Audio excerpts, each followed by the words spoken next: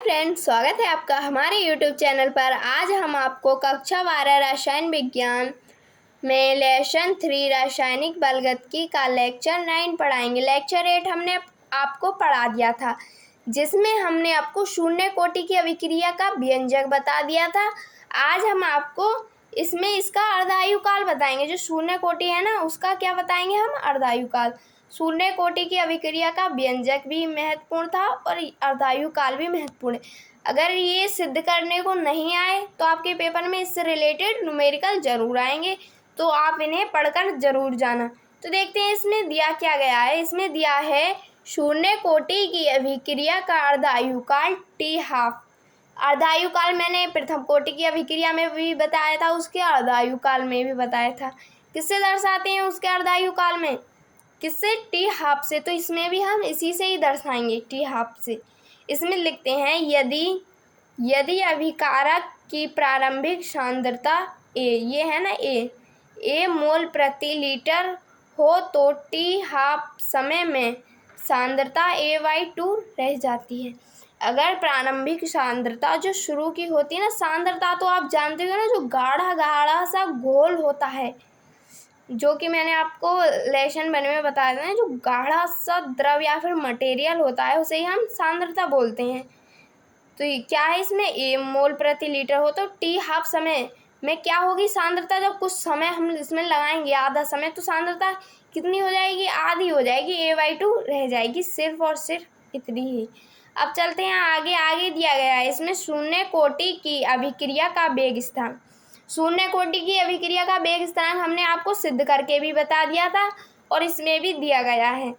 इसी से ही आपका अर्धायुकाल भी निकलेगा। शून्य कोटि की अभिक्रिया का अर्धायुकाल इसी से ही निकलेगा। इसमें दिया गया है K0 बराबर x/T। शून्य कोटि की अभिक्रिया के वेग स्थिरांक की समीकरण है K बराबर x/T। x का मतलब सांद्रता और T मानी समय। जितने समय में सांद्रता परिवर्तित होती है वही है ये।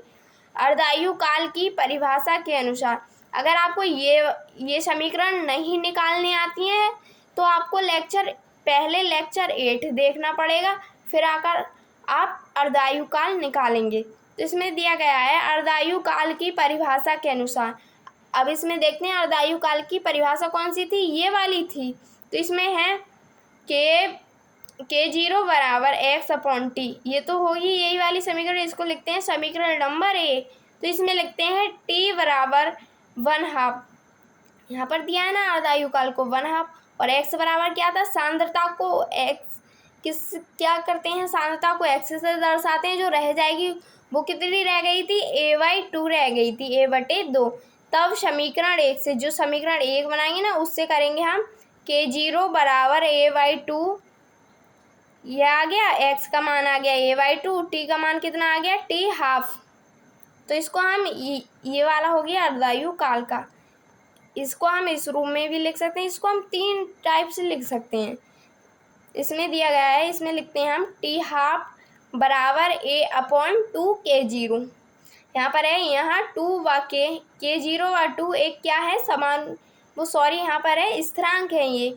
इसको इस रूप में भी लिख सकते हैं K0 बराबर A तो यहाँ पर है ही, 2 है ना, 2 यहीं रह गया, K है, K0 इधर चला जाएगा और T12 इधर आ जाएगा।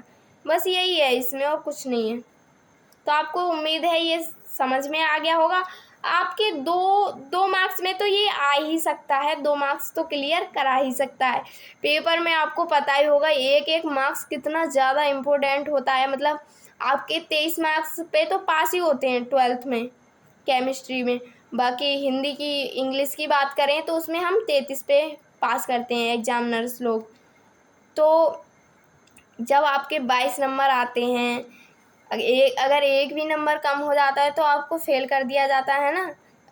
अब आप इससे समझ गए होंगे कि 1 मार्क्स की कितनी अहमियत होती है आपके पेपर में, रिजल्ट में। तो चलते हैं हम आगे। इसमें आगे दिया गया है, ये तो आपको समझ में आ गया होगा। अब चलते हैं आगे। इसमें आगे दिया है न्यूमेरिकल। जो अर्धायुकाल हमने आपको बताया ना अभी, उसी से ही संबंधित है ये वाला न्यूमेरिकल।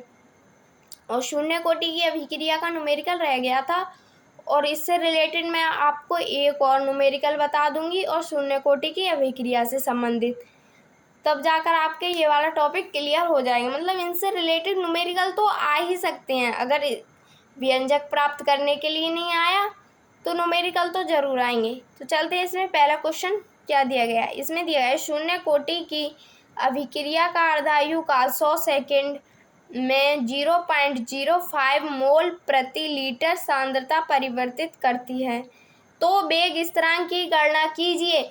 अब इसमें वेग स्थिरांक दिया गया है तो वेग स्थिरांक को हम किससे दर्शाएंगे, वेग स्थिरांक को दर्शाते हैं के से। अब पहले हम इसमें मान लिख लेते हैं, मतलब किसका मान दिया गया है इसमें, अर्धायु काल टी हाफ का मान कितना दिया गया है 100 सेकेंड। अब इसमें 0.05 मोल प्रति लीटर सांद्रता को किससे दर्शाया गया था, हमने आपको अर्धायु काल में बताया था ए से, किससे, स्मॉल ए से दर्शाती, तो ये भी हमने लिख लिया है मोल प्रति लीटर। के बराबर K0 बराबर क्या। अब इसका आंसर निकालेंगे हम। अर्धायु काल का ये वाला फॉर्मूला इसमें लगेगा, जो लास्ट वाला था ना तीसरे नंबर वाला, वो वाला ये वाला फॉर्मूला इस न्यूमेरिकल में लगेगा। जब कभी हम फॉर्मूला लिखते हैं, जैसे कि प्रथम कोटि की अभिक्रिया की वेग समीकरण लिखी, उसका अर्धायु काल लिखा, शून्य कोटि की अभिक्रिया की वेग समीकरण लिखी और उसका भी अर्धायु काल लिखा, तो हम इसमें क्या करते हैं, उसे क्या कर देते हैं, हम ब्रैकेट में बंद करते हैं, तो ये जिससे कि हम एग्जामिनर के सामने हम अपनी कॉपी दिखाने के ही लिए तो लिखते हैं कि वो देखे और हमें अच्छे मार्क्स दें।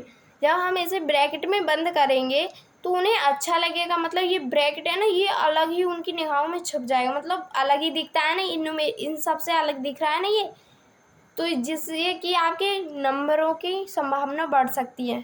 तो इसमें दिया गया है, अब आगे चलते हैं, इसमें मान रख लेते हैं के बराबर, इसमें है K0 बराबर 0.05, इसको लिख लेते हैं ना हम, 0.5 बटे में क्या है 2, ये वाला हो गया 2, और टी हाफ का मान कितना था 100 सेकेंड, तो यहाँ पर लिख लिया है हमने 100 सेकेंड। ठीक है, मैं आपको इसे सिंपल भाषा में निकाल कर बता रही हूँ, ये तो मैंने अपनी तरफ से ही भाग किया ना, तो इसका मान इतना आया था, आपको सिंपल मैं बता रही हूँ। यहाँ की हम 100 की गुणा 2 से करेंगे तो कितना आएगा 200 आएगा ना, आएगा। फिर ऊपर कितना बना 0.05 बचा ना बचा। अब इसकी हम इन 2 जीरो से ये कट जाएंगे, बचे क्या 5 और 2। जब हम 2 से 5 को भाग देंगे तो फिर भी तो मान इतना ही आएगा ना 0.5, तो यही इसका आंसर है। इसे तो आप कर ही लोगे, ये बहुत ही ज़्यादा सिंपल है, इजी है। तो इसका मान लिखते हैं K0 बराबर 2.5, कितना है 2.5, गुणे में हम इसको मोल प्रति लीटर और सेकंड में चेंज करेंगे ना, तो इसमें हो जाएगा 10 की घात 4 और ऐड हो जाएंगे, इसमें जुड़ जाएंगे। अब आपको इसमें समझाती हूँ, ये 10 के आगे कितने जीरो हैं, 1 2 3 4, तो यहाँ पर भी ये 4 आ जाएंगे। तो इसका मात्रक है, इसका मात्रक दिया गया है मोल प्रति लीटर, फिर क्या है सेकंड, यहाँ पर मैं आपको लिख रही हूँ सेकंड। तो ये वाला न्यूमेरिकल आपका यहीं समाप्त करते हैं। उम्मीद है आपको ये वाला न्यूमेरिकल समझ में आ गया होगा। कल से हम आपको एक नई क्लास देंगे, मतलब जो लास्ट क्लास है ना, फाइनल क्लास लेसन 3 की, जो पार्ट 3 है ना, उसकी हम लास्ट क्लास देंगे कल को आपको, मतलब लेक्चर 10 हो जाएगा बस। फिर आपका जो लेसन 3 ना वो बिल्कुल समाप्त हो जाएगा, फिर हम आपको ऑर्गेनिक केमिस्ट्री स्टार्ट करा देंगे, फिजिकल केमिस्ट्री का आपका एंड हो जाएगा कल के लेक्चर के बाद। तो फिजिकल केमिस्ट्री में कौन कौन से चैप्टर आए थे, फिजिकल केमिस्ट्री में आए थे लेसन 1 2 3, मतलब 1 2 3 विलयन आया था, विद्युत रसायन आया था, और क्या आया था रासायनिक बलगत। तो इसका भी हम एंड पर पहुंचने वाले हैं बस एक लेक्चर के बाद। तो उम्मीद है आपको हमारी वीडियो पसंद आती हैं तो एक लाइक और सब्सक्राइब ज़रूर करना। Thank you.